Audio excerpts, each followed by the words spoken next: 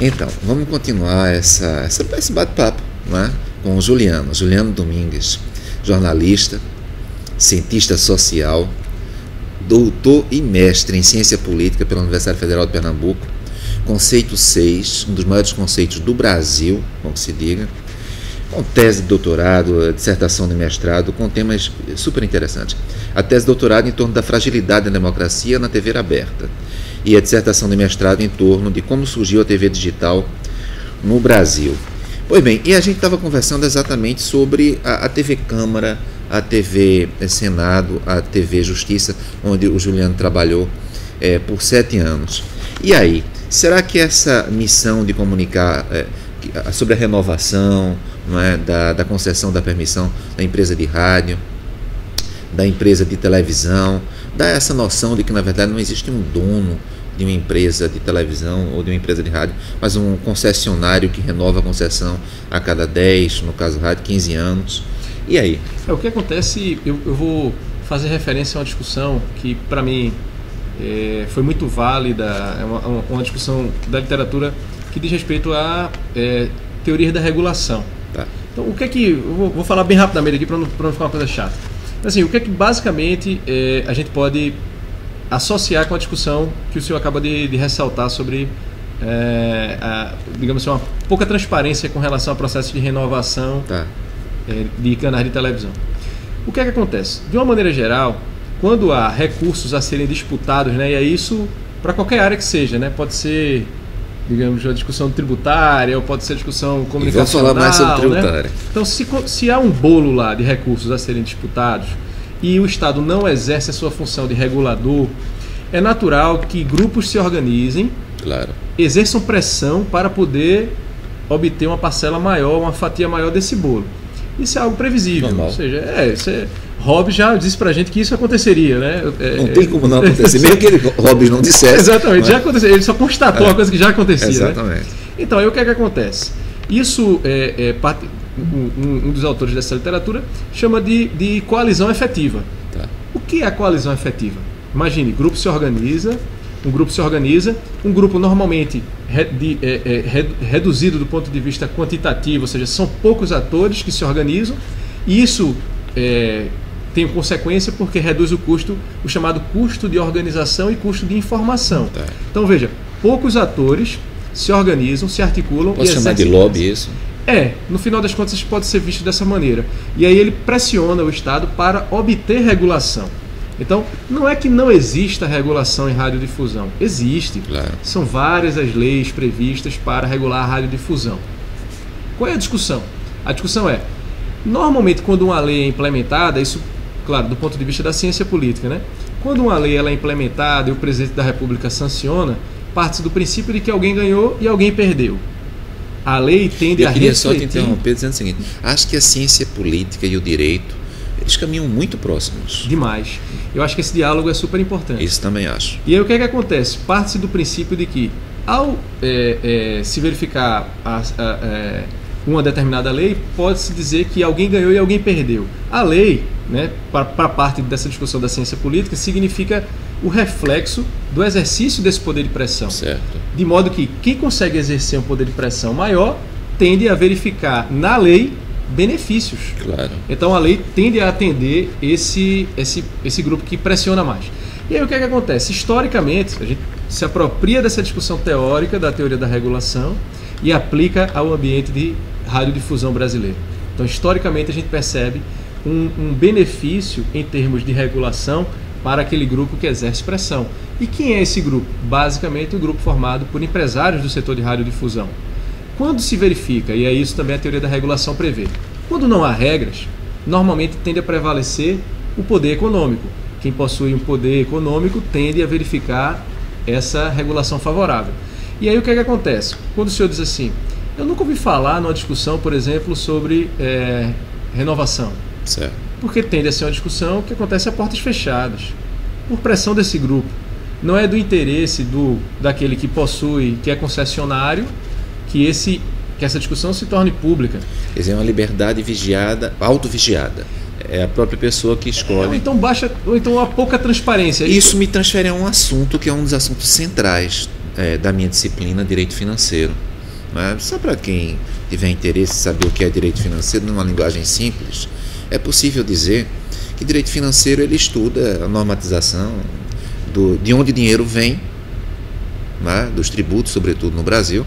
Por isso o direito tributário é tão próximo do direito financeiro. Aliás, alguns colocam o direito tributário dentro do direito financeiro, para onde o dinheiro vai. Então é preciso estudar a qualidade da receita, de onde o dinheiro vem, e a qualidade da despesa. Isso é muito mal visto no Brasil, acho que isso é muito pouco estudado. Quando eu digo pouco estudado, note bem, claro que existem bolsões, ilhas que estudam o assunto. Mas mesmo dentro das faculdades de Direito, do Centro de Ciências Jurídicas, não costuma ser algo de tanta relevância assim, porque, por exemplo, direito financeiro, direito tributário não, é disciplina obrigatória. Engraçado, vamos conversar sobre isso. E o direito financeiro costuma ser uma disciplina eletiva em muitas faculdades. Isso diz muito, tá vendo? Isso diz muito, quer dizer, porque o direito tributário, você coloca, de onde está retirando dinheiro, coloca como uma disciplina obrigatória. O direito financeiro, que é o que deve estudar, de onde o dinheiro vem, para onde o dinheiro vai, é uma disciplina opcional. Para quem é da área de comunicação e ciência política, isso daí é informação, né? Ou seja, isso diz muito, né? Eu acho que sim. De uma ser obrigatória, a outra ser eletiva. E aí entra financiamento de campanha. Sim, porque nós estávamos discutindo sobre a existência de lobbies. Em tudo na vida há algum tipo de lobby. O lobby não é necessariamente uma coisa negativa.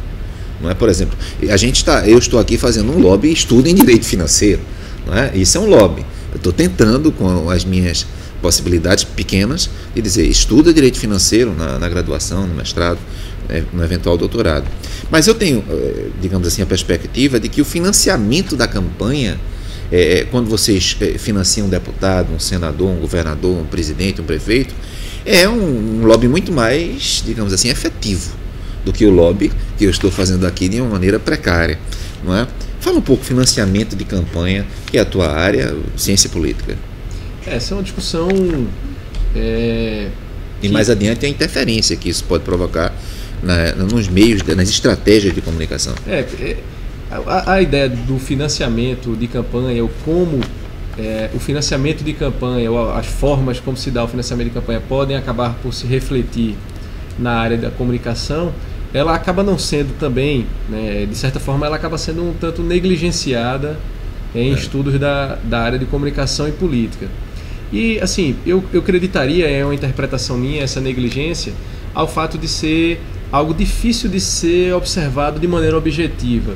Difícil de você inserir, por exemplo, num gráfico e rodar estatisticamente um modelo e que você perceba isso. Por quê? Porque, no final das contas, essas negociações, elas ocorrem de maneira oculta, né? Não explícita, essa questão do financiamento. Pioramos um pouco, eu pergunto, pelo seguinte, porque até bem pouco tempo a gente poderia entrar num site, sei lá, Transparência Brasil, ou no site, por que não, oficial do Tribunal Superior Eleitoral, e verificar que candidato tal recebeu financiamento da empresa qual, não é? Ficava algo mais claro, embora também já houvesse a possibilidade de financiamento ao partido, com o partido realizando a redistribuição. Mas semana passada está havendo uma tentativa de mudança no financiamento de campanha, talvez para pior, porque agora o financiamento não se dá diretamente ao candidato, mas a um fundo partidário. E aí? Pois é, isso quer dizer, traz dificuldades para se verificar a ocorrência ou não de irregularidades, ou seja, pouca transparência, mais uma característica de regimes frágeis do ponto de vista democrático, né? Tá. Então, o que é que acontece? No caso, por exemplo, da comunicação, esses links, essas associações também elas ocorrem de maneira indireta. Vou citar um exemplo, aí o senhor falou quais seriam as estratégias, até para quem consome, né? Então, uma dica básica para quem consome informação, por exemplo, é observar quem são os anunciantes. Certo, perfeito. Quem são os anunciantes do jornal que você lê? Quem são os anunciantes da TV que você assiste? Quais são os anunciantes no intervalo do telejornal? Veja, é importante ressaltar, não que necessariamente o fato de ter o anunciante X fará com que o anunciante interfira na linha editorial. Não é isso. Essa associação não é tão simples assim. Mas veja, existe a chance disso acontecer. Certo. Então, por quê? Porque no final das contas, os veículos de mídia, eles dependem da publicidade, de recursos publicitários. E aí, É possível, por exemplo, eu sou o diretor de uma grande empresa de uma área X, anuncio, né, no seu canal de televisão. Você começa a fazer uma série de reportagens que me desagrada. E aí, no mês que vem, eu já não anuncio mais no seu canal de televisão. Ou seja, há uma sanção. E aí, em função disso, a sua linha editorial passa a mudar e dizer o seguinte: a gente não pode, por exemplo, fazer matérias negativas em relação à telefonia. Certo. Telefonia, e já fazendo referência ao nosso trabalho com comunicação no judiciário, certo. Telefonia eu acho que é um exemplo que ilustra demais essa relação. Há muito tempo a telefonia funciona muito mal. É verdade. Não é verdade? A gente não consegue fazer telefonia móvel. A gente não consegue fazer uma ligação, não consegue sinais das operadoras, mesmo estando em capitais do país. E aí o que é que acontece? Não se via essa discussão nos jornais impressos, ou se via muito pouco na televisão. Tá. Se a gente for buscar, e aí há dados que mostram isso, por exemplo, o Mídia Dados, se o internauta for para a internet e botar lá Mídia Dados, vai encontrar dados. Quem são os maiores anunciantes de mídia do Brasil? Certo. As telefônicas são um dos setores que mais lidera esse ranking. Então, para você abordar esse assunto de maneira crítica, mostrando os problemas e tal, gera uma dificuldade, porque há censura por meio da publicidade, censura econômica. Quem é que foi abordar isso de maneira muito contundente? A Justiça Federal. Certo. Começaram a surgir vários casos, denúncia do Ministério Público, caso julgado na Justiça Federal, e aí um juiz federal proibia, por exemplo, a TIM ou a Oi de fechar novos contratos até que o serviço fosse prestado de maneira razoável. E aí os jornais não puderam mais silenciar e passaram a noticiar. Mas a notícia, observe, não era mais o mau serviço. A notícia era a decisão judicial que proibiu a operadora X de exercer a sua prestação de serviços deficientes. E aí, voltando ao caso da TV Justiça, do programa Via Legal, que é ligado ao Conselho da Justiça Federal, isso foi abordado de maneira muito transparente. Porque a Justiça Federal, o Via Legal, eles não dependem do recurso da telefônica, entendeu? Mas eu te pergunto o seguinte: por outro lado, eu tenho escutado e lido que a TV Justiça pode ser algo positivo, porque de alguma maneira ela tenta mostrar a atividade do Poder Judiciário, mas ela teria dois grandes problemas. Quais seriam?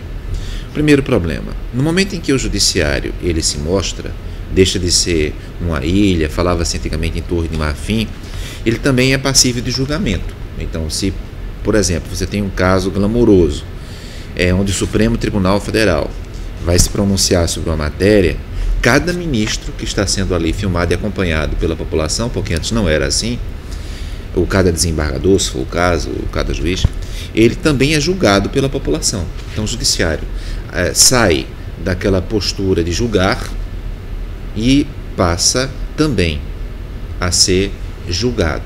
Então seria uma mudança dentro de uma estrutura tradicional. Esse seria um primeiro problema. Com uma TV Justiça, o judiciário julga, exerce a sua função jurisdicional, como já exercia, mas também passa a ser julgado. Esse é o primeiro ponto. E o segundo ponto: TV Justiça, TV Senado, TV Câmara, tem uma audiência muito baixa. Então, valeria a pena, a população não tem vontade de assistir, na maior parte das vezes, entre uma novela, entre um jogo de futebol e uma sessão do Tribunal Superior Eleitoral, ou a sessão, uma sessão comum do Supremo Tribunal Federal, a população não vai assistir. Então aí seria o pior dos mundos, quer dizer, só aquelas pessoas que queriam criticar o judiciário que iriam assistir para ter argumento para criticar. E a maior parte da população estaria completamente distante disso. Você concorda com esse raciocínio? Concordo em parte. Quando você diz assim, não tem audiência, eu me lembro de um episódio... Eu não acho isso não, veja bem. Não, mas a audiência comparativamente com a TV bem comercial, menor, ela é menor, sem dúvida. Mas assim, eu me lembro, uma vez eu fiz uma reportagem com um juiz do Rio Grande do Norte, acho que foi do Rio Grande do Norte. Tá. E aí depois, um tempo depois eu voltei a encontrá-lo, ele disse: rapaz, eu vi aquela matéria, eu tava assim, tava sem fazer nada. Aí eu botei na TV Justiça, porque eu só assisto de TV Justiça quando eu não tenho nada para fazer. Ele fez brincando, né, esse comentário, mas diz muito, ou seja, disso. Quer dizer, quem é que vai assistir a TV Justiça, né? Posso perguntar isso. Mas aí entra um ponto fundamental de sistemas de comunicação que precisa ser levado em conta. A preocupação com a audiência, é óbvio, ela deve estar inserida em qualquer discussão relacionada à mídia. Tá certo. Afinal de contas, ninguém vai fazer um produto de mídia ou colocar uma TV no ar que demanda um custo elevado para que ninguém assista. Mas a depender se se trata do sistema comercial, público ou estatal, a ênfase à audiência ela tende a ser relativizada. Ou seja, numa TV, no sistema comercial, e aí a nossa Constituição prevê a complementariedade desses sistemas, no nosso sistema comercial, privado, a audiência tende a desempenhar um papel super relevante. Ela é o guia de toda a programação. Claro. Isso acontece não só no Brasil. Em qualquer país em que haja TV comercial privada, isso está lá previsto. No entanto, é preciso também que haja um sistema público de comunicação para equilibrar isso. Vamos voltar para a discussão sobre visibilidade. Se o critério principal é a audiência, só vai ter visibilidade aquele público que der audiência. No sistema comercial, então todos os outros setores da sociedade deixam de ser representados por meio da mídia. E aí então entra o sistema público de comunicação para tentar equilibrar isso, ou seja, a audiência começa a ser relativizada. No sistema que não é público nem privado, ele é estatal, e aí entram os canais estatais. A audiência também tende a ser relativizada. Qual é o principal princípio ali? Da transparência. Então é preciso dar transparência e visibilidade ao que acontece no poder público. Então você acompanha, por exemplo, as ações do Executivo, a Voz do Brasil, por exemplo, no rádio. Então aí o princípio deixa de ser o da audiência. Então assim, esse é um aspecto. O outro que o senhor falou, quer dizer, passa a ser julgado também. Independentemente da existência da TV Justiça, o judiciário viria a ser julgado também. Isso não deve pela população. Mas acompanhando uma sessão, de repente um ministro tem a palavra e vai dar o seu voto. A população acompanha aquele ministro dando o voto. Então, esse julgamento passa a ser um julgamento mais efetivo. Isso. Há uma, digamos assim, o judiciário ele passa a ficar mais claro sobre como funciona. Tipo uma novela, não é? Então você já sabe que aquele ministro, ele pensa daquela maneira, aquele outro. E a população começa a conhecer a vida real. Tu tens um texto sobre a vida real, não é? A vida em tempo real. Passa a conhecer a vida em tempo real e é quase uma novela. Exatamente. Aí é o risco. Julgado, o judiciário seria de toda forma, porque a gente vive num ambiente de convergência tecnológica, de fluxo intenso de informação com as pessoas na internet. Então, as ações do judiciário, uma vez sendo publicizadas, obviamente surgem aqueles grupos que condenam, que julgam ou que elogiam, condenam ou elogiam aquela ação do judiciário. Então isso no ambiente da internet já aconteceria de toda forma. Passa a acontecer, e aí antes mesmo da popularização do acesso à internet, já na TV Justiça. O que do ponto de vista formal é muito bom, ou seja, dá visibilidade ao funcionamento daquele poder, daquelas instituições que compõem aquele poder. Qual é o risco do ponto de vista da discussão da ciência política? Existe e aí já que a gente fala para muitos estudantes, existe um teórico que o pessoal de direito também acaba consultando ele, chamado Giovanni Sartori. Giovanni Sartori é um dos principais teóricos da democracia contemporânea. E Giovanni Sartori tem um livrinho, pequenininho assim, mas muito importante, chamado Homo Videns.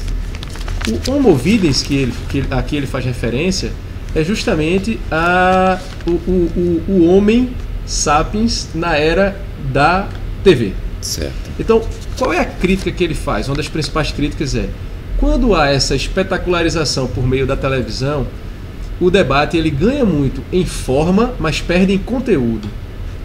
Essa é a principal crítica. Ele é um crítico à espetacularização, à ênfase, ao audiovisual.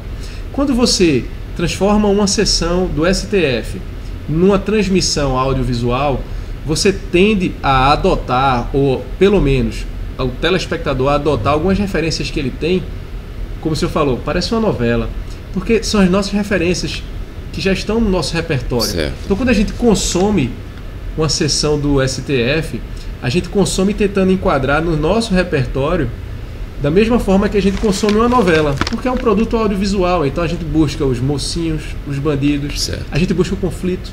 Então, quando você vê um ministro discutindo com o outro, aí você já espera que aí haja um bate-boca, porque vai ter um conflito e depois a solução do conflito. Então a narrativa tende à dramaturgia.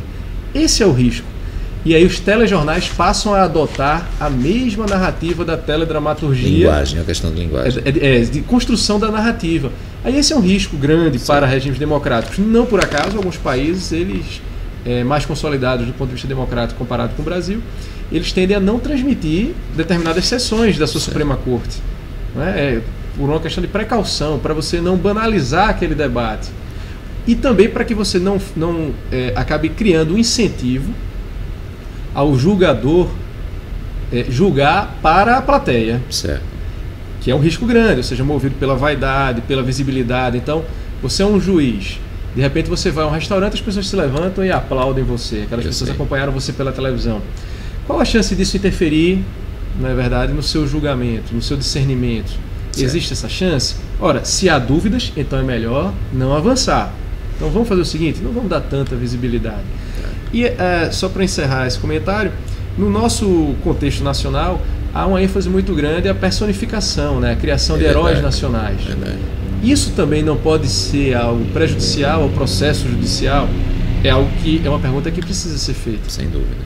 Aí eu te pergunto, a diferença entre vulgarizar, banalizar e dar publicidade. Deve ser uma zona bem tênue. Isso, até porque quando você dá essa visibilidade e utiliza uma narrativa da teledramaturgia, por exemplo, você tende a aumentar a sua audiência. E aí você entra num dilema. Então vamos transmitir. Veja, a TV Justiça ela transmite a sessão sem narração, né? Não tem ninguém contando para o telespectador. Embora depois haja um comentário. Isso, mas naquela hora ali o telespectador é que vai ter que absorver o que está acontecendo ali. Nesse sentido, seria, digamos, distinta da construção que um telejornal faz da sessão do judiciário.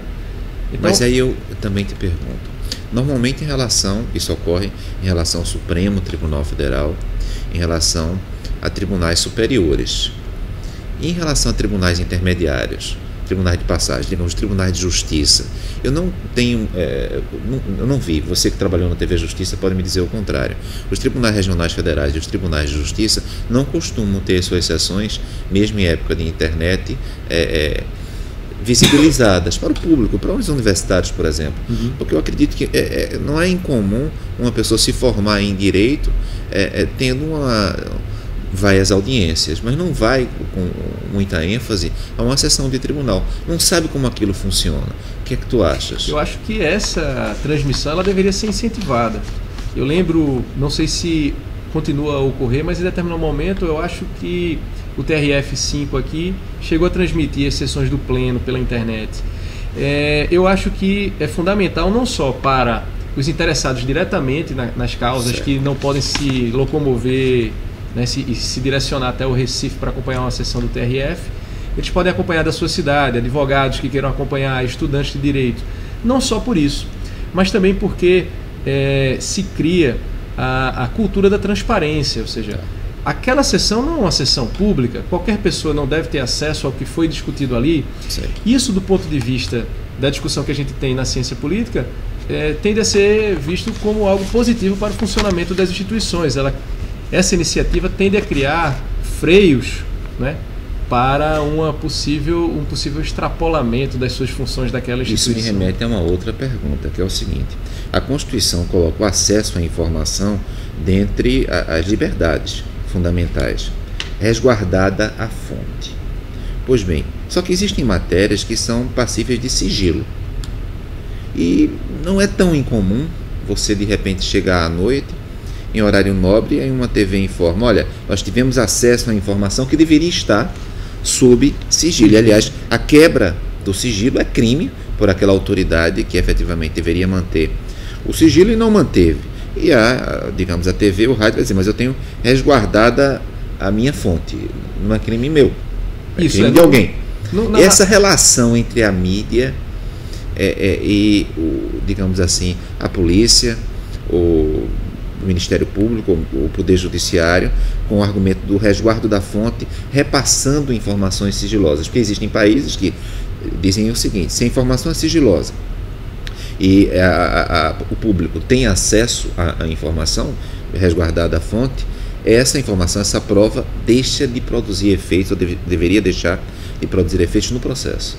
O que é que tu pensas disso? Nessa questão existe uma discussão que eu destacaria assim, duas dimensões dela. Uma é, do ponto de vista do exercício da prática jornalística, a preservação da fonte é algo fundamental, né? E previsto também formalmente, que em linhas gerais diz o seguinte: se eu faço uma matéria, então uma matéria de denúncia, e aí, né, existe, por exemplo, o caso do Watergate nos Estados Unidos, certo, que se tornou o caso talvez mais célebre nesse sentido, em que eu recebo de uma fonte oficial informações importantes que acabam por derrubar um presidente da República, né, que forçou Richard Nixon ao impeachment. Então, aliás, a renúncia, para justamente fugir de um processo dessa natureza. Então, se eu recebo essas informações, e essas informações elas são de interesse público, né, ou seja, ela tem uma consequência que traz benefício para a coletividade, certo, daí essa previsão da preservação da fonte. Eu, como jornalista, não posso ser convocado a um tribunal e ser obrigado a informar, ou a uma delegacia de polícia, ou informar um delegado quem foi que me forneceu essa informação. Apesar disso ser proibido, existe a prática de se forçar jornalista ou se procurar coagir o jornalista a fornecer informações nesse sentido, em casos locais, inclusive aqui no estado de Pernambuco. Então, em que você é chamado a uma delegacia para poder prestar esclarecimentos, digamos. Certo. Então, isso é um aspecto. No outro aspecto, quer dizer, quando o senhor fala assim, determinadas informações vazam, aí é um aspecto que é caso de polícia, de fato, né? Ou seja, o vazamento seletivo de determinadas informações em um processo judicial, e aí, por ser um vazamento seletivo, não foi feito por acaso, tende a atender interesses e demandas daquele grupo que forçou o vazamento, ou que vai fazer uso dessa informação. E aí, nesse sentido, existe um debate do ponto de vista moral e ético no jornalismo muito importante, que a gente sempre faz questão de ressaltar para os estudantes, que é o risco de você, jornalista, de você, até dono de um meio de comunicação, ser manipulado, né? Ser utilizado como uma ferramenta para que determinado interesse seja atingido. Certo. E aí você recebe uma informação que foi obtida de maneira ilegal, foi vazada ilegalmente, e você dá publicidade a ela, ou seja, você torna ela pública por meio de matéria. Às vezes com continuidade, né? E às vezes de maneira extremamente irresponsável, ou seja, certo, às vezes é uma informação que ainda vai ser apurada, certo, né? É um indício de alguma coisa. E aí, de repente, você, em busca dessa audiência também, em busca do furo jornalístico e, de certa forma, tentando atender a determinados interesses por trás do vazamento, aí você dá uma visibilidade tremenda, aí vira capa de revista, certo, matéria no jornal e por aí vai. Então, é algo realmente assim a ser discutido intensamente, e sempre a responsabilidade na divulgação dessas informações vazadas. Bom, eu também queria te perguntar o seguinte: você fala sobre estratégias de comunicação. Isso. Na tua perspectiva, por exemplo, uma pessoa que lida com o meu caso, com direito financeiro, com direito tributário, no meio universitário, qual seria a estratégia de comunicação que se poderia utilizar para tentar demonstrar à comunidade que lê o orçamento, não é? De onde o dinheiro está vindo, para onde o dinheiro está indo? É uma maneira assim de controle, porque a democracia, ela não se encerra no voto. A democracia vai além do voto. E um dos caminhos que a democracia responsável, adulta, pode ter é exatamente o acompanhamento do dinheiro público. De onde vem esse dinheiro, para onde vai esse dinheiro. Aliás, grande parte dos problemas que a história do Brasil vem enfrentando tem diretamente a ver com o dinheiro público. Eu dou exemplo, em Confidência Mineira. Foi a derrama, foi o quinto do ouro, isso é um tributo. Então, nesse período final, que nós estamos encerrando o nosso segundo bloco, quais seriam as tuas recomendações, enfim, as tuas sugestões para nós tornarmos o direito financeiro, o direito orçamentário importante? Existe uma discussão na ciência política sobre gênese institucional que prevê basicamente o seguinte, que se há um grupo interessado em fazer com que essas os procedimentos relacionados àquela instituição e o funcionamento daquela instituição sirva para atender os interesses desse grupo, esse grupo vai caminhar no sentido de fazer com que essa instituição surja e que tenha procedimentos que atendam aos seus interesses. No final das contas, o que é que eu quero dizer com isso? Se é possível criar uma instituição pouco transparente, criar procedimentos pouco transparentes e complexos para um grande público, e é esse o nosso interesse, da pouca transparência, então por que não criarmos uma instituição assim? Fica parecendo um pouco teoria da conspiração, né? Como se as instituições fossem criadas para que as pessoas não entendessem seu funcionamento. Mas em alguma medida, né, se afastando um pouco da brincadeira da teoria da conspiração, mas em alguma medida é isso. Então quando se diz assim, quer que ninguém leia sobre isso, estabelece uma linguagem complexa, difícil. Quer que ninguém busque esse recurso, estabeleça procedimentos difíceis de fazer com que essa pessoa busque esse recurso, né? Faça várias exigências. No jornalismo é assim também, quando o editor não quer que a sua matéria seja divulgada, ele pede para que você cheque com mais uma fonte, confirma com mais uma pessoa, ou seja, se criam dificuldades para que isso não venha à tona. Então, eu acho que esse tipo de interpretação pode ser aplicada a vários setores da nossa sociedade. E mais do que isso, essa característica pode ser atribuída também ao que a gente pode chamar de um déficit de cultura democrática. Se somos compartilhadores de valores, princípios democráticos, por que não dar visibilidade? Por que não dar transparência a isso? Qual é o problema? O que é que está acontecendo aqui que isso aqui não pode ser transparente? E aí a linguagem, a estratégia de comunicação é uma ferramenta fundamental nesse sentido. Então, assim, eu acho que historicamente há avanços. Talvez um dos principais e mais recentes seja a Lei de Acesso à Informação, em que determinadas informações você recorre e pode ter acesso.